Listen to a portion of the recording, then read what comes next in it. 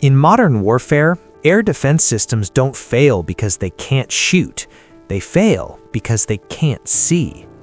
On paper, China's high-end systems, like the HQ-9 and HQ-22, look formidable. Long engagement ranges, phased array radars, multi-target tracking, anti-stealth claims.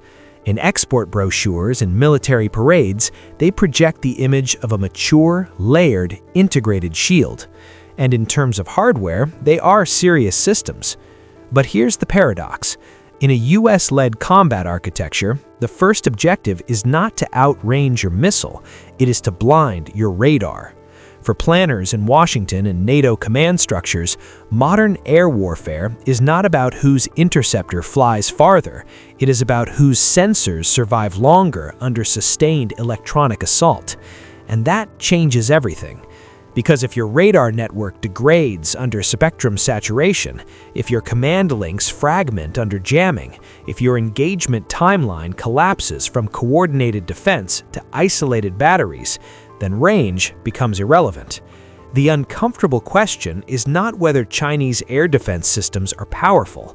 The question is whether they are optimized for prolonged electronic warfare or for peacetime deterrence optics. And those are two very different design logics. Tonight, we are not asking whether China's air defenses are good or bad.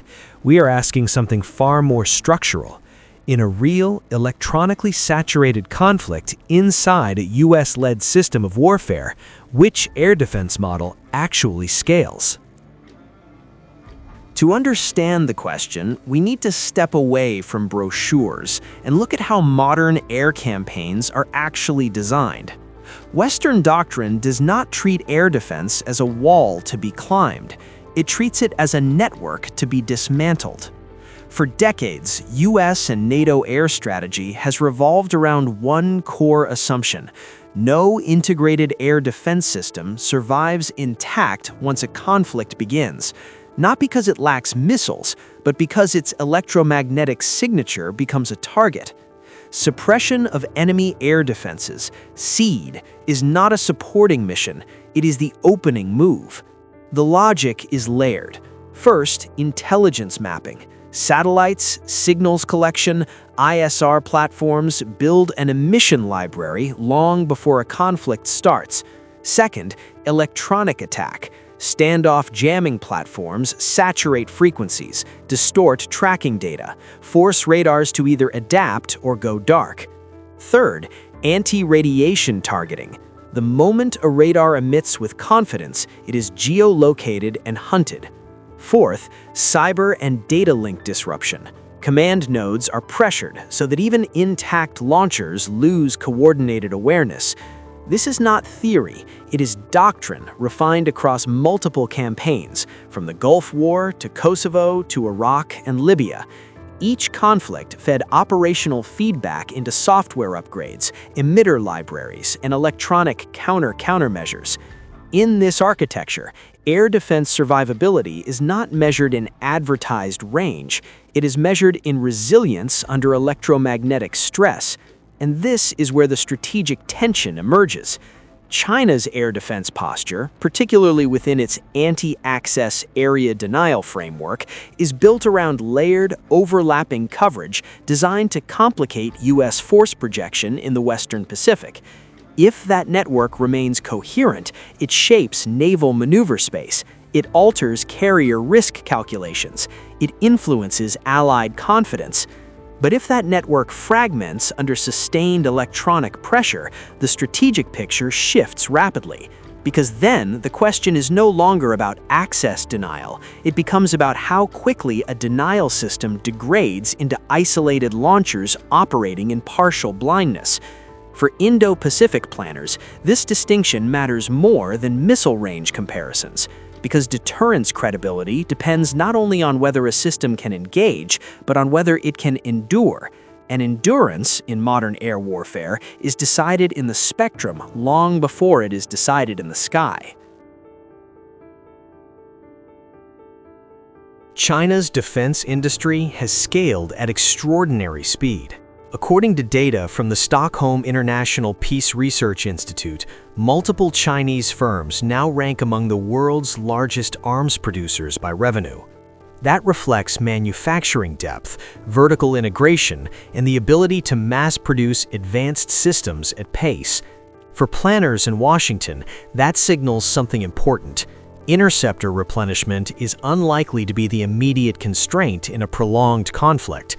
China can build missiles, it can field launchers, it can deploy hardware at scale. But electronic warfare resilience is not primarily a hardware question.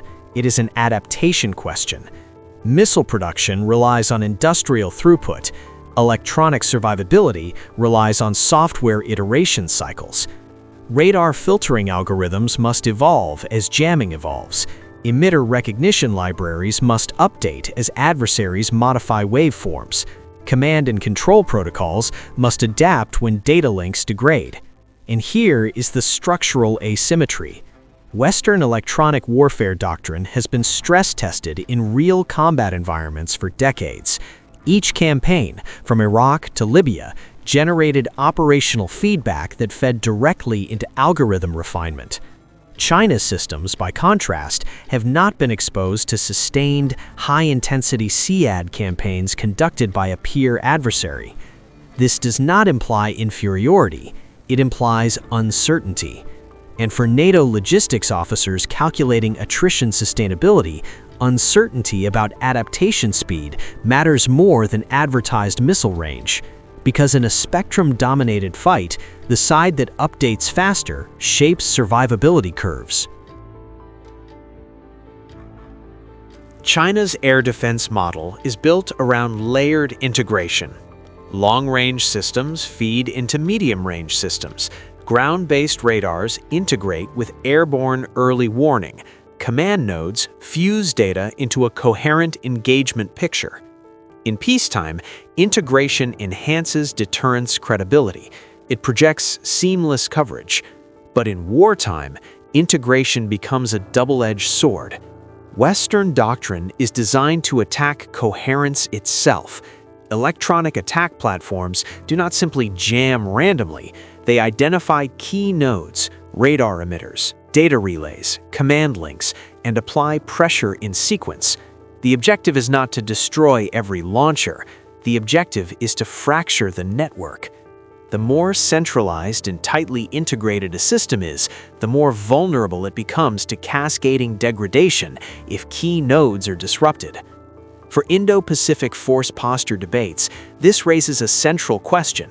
If segments of China's integrated air defense system lose data link stability, do they revert to autonomous operations effectively, or do engagement envelopes shrink dramatically?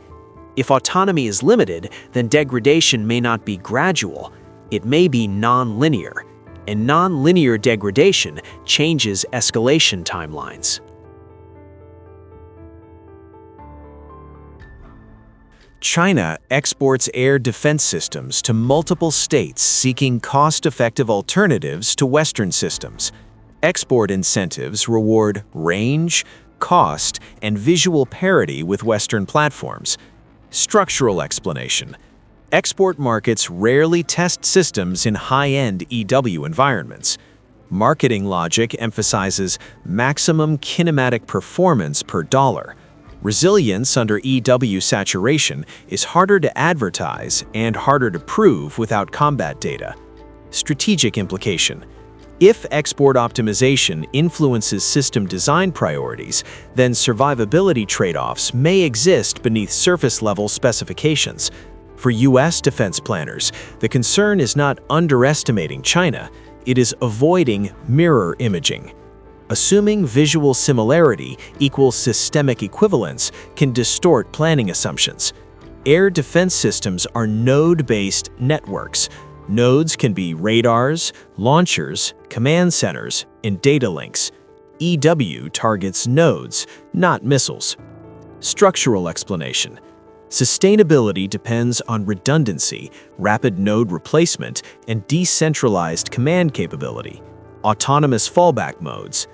Western forces train explicitly to fight degraded network wars. unknown variable. To what extent PLA air defense can function autonomously under electronic fragmentation? Strategic implication. If centralization is high, degradation may cascade faster than anticipated. For NATO and US planners, this changes war duration assumptions. If degradation is slow, deterrence stronger. If degradation is rapid, escalation tempo accelerates. Not Chinese systems are weak. They may be optimized for denial, credibility, and peacetime signaling, not prolonged electromagnetic attrition. The United States built EW doctrine through decades of operational iteration. China built rapid hardware scaling through industrial acceleration. Those are different evolutionary paths. The question is not technological inferiority. The question is conflict model alignment. The real issue is not missile range, it is adaptation speed. In modern warfare, the side that updates signal processing algorithms faster wins radar wars. Air defense survivability is now a software competition, and prolonged conflict is a test of feedback loops. If China lacks live SEAD exposure, its first true stress test would occur in real time, under combat conditions. That creates escalation risk, because systems underperforming early may trigger faster strategic responses. The next time you see range comparisons between HQ-9, S-400, Patriot, ask a different question. Which system is designed to survive after 72 hours of electronic saturation? Because modern war is not about who shoots first. It is about who adapts fastest when the spectrum turns hostile. If you want analysis that decodes systems, not headlines, stay with us. News, told differently.